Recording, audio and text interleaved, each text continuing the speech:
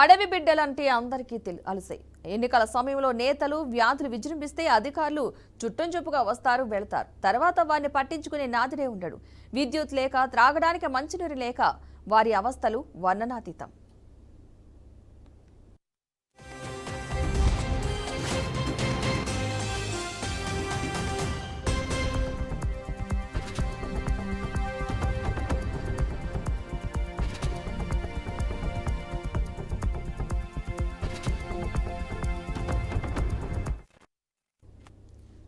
అల్లూరి సీతారామరాజు జిల్లాలోని ఏజెన్సీ మండలాల్లో చింతూరు మండలం 1, మోతుగూడెం మేజర్ గ్రామ పంచాయతీకి 7 కిలోమీటర్ల దూరంలో భద్రాచలం నుండి విశాఖపట్నం వెళ్లే ప్రధాన రహదారి పక్కనే తడికవాగు అనే గ్రామం ఉంది. ఈ గ్రామం కరెంటు, నీరు లేక కొట్టుమిట్టాడుతోంది. సుమారు 30 సంవత్సరాల క్రితం ఒడిశాకు చెందిన ఒక గిరిజన తెగ ఈ తడికవాగు గ్రామానికి వలస వచ్చింది. సుమారు 13 కుటుంబాలు, వృద్ధులు, చిన్నపిల్లలతో కలిసి 30 మంది నివాసం ఉంటున్నారు. 30 సంవత్సరాల నుండి జీవనం సాగిస్తున్నారు. ఈ 3 దశాబ్దాల నుండి గ్రామానికి కరెంటు సదుపాయం లేదు. గత ప్రభుత్వంలో ఎంతో మంది అధికారులకు తమ బాధను విన్నవించుకున్నా ఒక్క అధికారి కూడా స్పందించలేదు.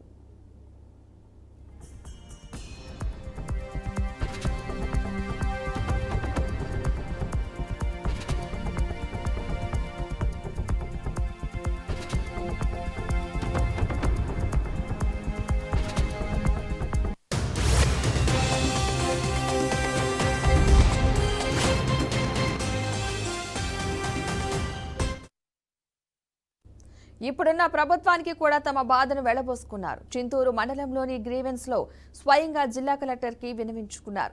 అయినప్పటికీ ఇప్పటికే ఏ ఒక్క అధికారి తమ ఊరికి రాలేదు. తమ గ్రామాన్ని సందర్శించిన పాపాన పోలేదు అంటూ వాపోతున్నారు. అర్ధరాత్రి ఇళ్లలోకి విష సర్పాలు వస్తున్నాయని, చిన్నపిల్లలతో ఉన్నామని కన్నీళ్లు పెట్టుకుంటున్నారు. గుక్కెడి మంచినీటి కోసం కళ్లనీళ్లు పెట్టుకుని మైళ్లకు మైళ్లు నడక సాగిస్తున్నారు.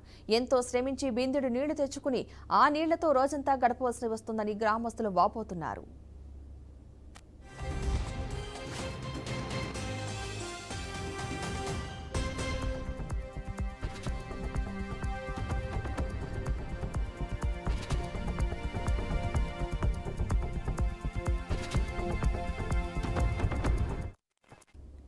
రహదారి పక్కనే 33 kV లైన్ ఉంది. 2 కిలోమీటర్ల దూరంలో 11 kV లైన్ ఉంది. ఒక 10 స్తంభాలు వేసి తమకు కరెంటు అందేలా చూడాలని వేడుకుంటున్నారు. అది చేస్తాం, ఇది చేస్తామని ఓట్లకు ముందు రాజకీయ నాయకులు మాట్లాడడం తప్ప తడికవాగు గ్రామాన్ని పట్టించుకోవడం లేదని వాపోతున్నారు.